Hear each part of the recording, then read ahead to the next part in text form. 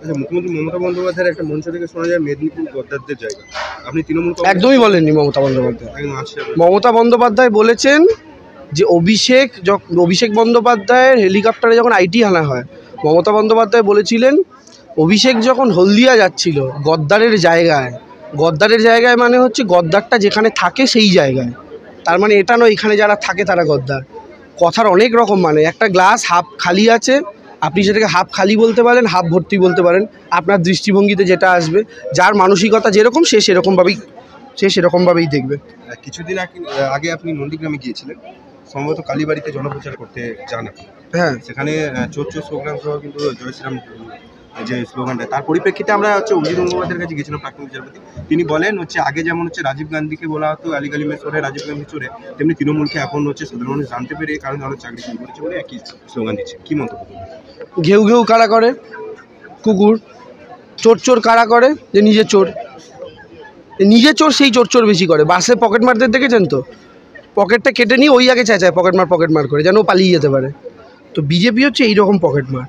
তো চোর করে চেঁচাচ্ছে, আমার তাতে কি যায় আসে না। আমি তো জীবনে অন্তত কিছু চুরি করিনি, যে বিজেপি নেতারাই বলতে পারবেন না, তাহলে আমার কিছু এতে যায় আসে না। কিন্তু আমাকে দেখে জয় শ্রীরাম বলেছেন, আমার এটা খুব ভালো লেগেছে। যে আমার মনে হয়েছে কোথাও আমার মধ্যে ওরা আমাদের রামটামকে দেখতে পাচ্ছে, তাই আমাকে দেখে জয় শ্রীরাম বলছে। আমরা তো ভগবান গেলে ধরুন বজরংবলীর মন্দির, তাকে দেখে আমরা জয় বজরংবলী বলি। এখানে আমরা এসছি, আমরা এই গুরুদ্বারা এলে ওই ওয়াহে গুরুজি কা খালসা ওয়াহে গুরুজি কা ফাতে জো বলে সোনি হাল সত শ্রী আকাল। আমরা যখন যেখানে যাই, আমরা যখন মা দুর্গার বিসর্জন হয় আমরা বলি বলো দুর্গা মাইককে, যাকে দেখি আমরা সেই থেকে বলি।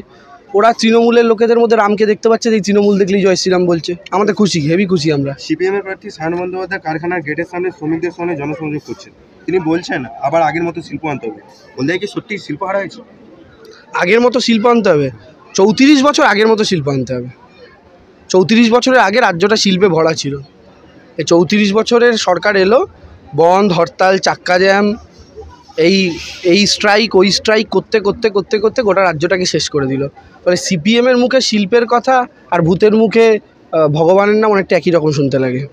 আচ্ছা, ভোট প্রচারের সময় বিজেপি নেতা মিঠুন চক্রবর্তী বলেছেন নরেন্দ্র মোদী আবার প্রধানমন্ত্রী হলে সকল দেশবাসীকে একটি সুখবর দেবে। কি বলবেন এই বিষয়ে? কি সুখবর আমি জানি না। কি সুখবর মানে নরেন্দ্র মোদী কি দাদু হচ্ছেন? আমি জানি না। আমি একটা কথা আপনাদেরকে বলি, এই মিঠুন চক্রবর্তী হঠাৎ 4 মাস পর উদয় হন। এনাকে তো দেখে আমার কোন একটা ধূমকেতুর মতো মনে হচ্ছে। কি এরা ধূমকেতু আছে 75 বছর পর আসে? মিঠুন চক্রবর্তী 4 মাস পর আসেন। হঠাৎ করে 4 মাস পর আসেন, এসে 2-4টে বক্তৃতা দেন, দিয়ে তার মুখ কদিন দেখা যায়, তারপর আবার তিনি ভ্যানিশ হয়ে যান। এটাকে বিজেপির নেতা, আমি এদেরকে নেতা বলতে রাজি নই। বিজেপির একজন কর্মীকেও আমি নেতা মানতে রাজি আছি, কিন্তু এরকম লোক যে 3 মাস 4 মাস পর হঠাৎ করে উদয় হয়, তারপর আবার ভ্যানিশ হয়ে যায়, তাকে কী রাজনৈতিক গুরুত্ব দেবো? এদের কোনো পলিটিক্যাল ভ্যালু নেই। সুরাহাটা থানার অন্তর্গত হরকালি অঞ্চলে আজকে শুভেন্দু অধিকারী আসছে, কি বলবেন? ও যেখানে খুশি আসতে পারে, সবাইকে স্বাগত, সবাইকে ওয়েলকাম। কিন্তু আশা মানেই ভোট আসবে এটা নয়, আশা মানেই ভোট নেই। আজকের কোথায় আর জনসংযোগ আছে? এরপরে আমরা হলদিয়া উন্নয়ন ব্লকে প্রোগ্রাম রয়েছে। আর তিনি প্রচারের কাজে গিয়েছিলেন, সে মুহূর্তে সাংবাদিকরা বলে এত গরমের মধ্যে কিভাবে প্রচার সারছেন। তার পরিপ্রেক্ষিতে মহামৈত্র যে মন্তব্য করেছেন, কি বলবেন, যেটা সোশ্যাল মিডিয়ায় ভীষণ ধরনের ভাইরাল হচ্ছে? উনি ডিমের কথা বলেছিলেন, এগস, তার এই কথাটাকে বিকৃত করে অন্য কিছু করা হচ্ছে। এটা পরবর্তীকালে যে সাংবাদিক সে ইন্টারভিউ নিয়েছিল তিনি তার টুইট করে বলে দিয়েছেন উনি আসলে কি বলেছিলেন।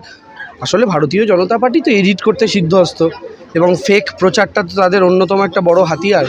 ফলে মিথ্যা প্রচার নিয়ে আর কী বলবো, যে ব্যাপারটা বাস্তবসম্মতই নয় সেই বিষয়ে তার কিছু দ্বিতীয় কথা হয় না।